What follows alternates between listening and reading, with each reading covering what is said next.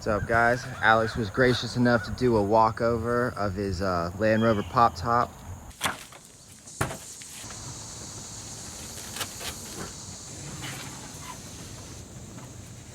Bought it for 600 bucks. Had a crushed roof from like one of the biggest oak trees you've ever seen. How'd you get the roof? And cut a roof off of a parts car. Do you know what kind of car it was off of? Discovery 1.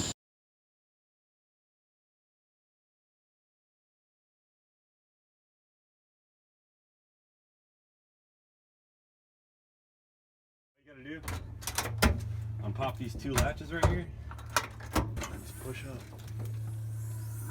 She's good to go. To rebend this back because the tree crushed it. I plated all this in with like 3/16 all the way around and made like a support in the front where the windshield is up in there. Just tied it all into a roll bar over the cab and tied that to the frame, so it's all kind of rigidified in that way. The hinges in the front are kind of tricky. You can't do it pop top like the Defender where it's all straight because of the convex. So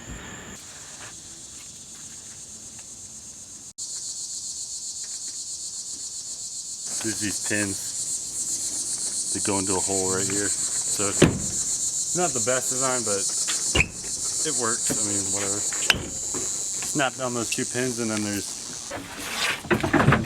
hooks up in there.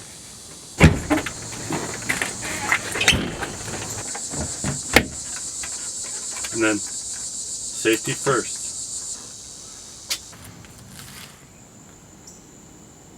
That camo was in there when I got it. These are actually from a adjustable soccer ball.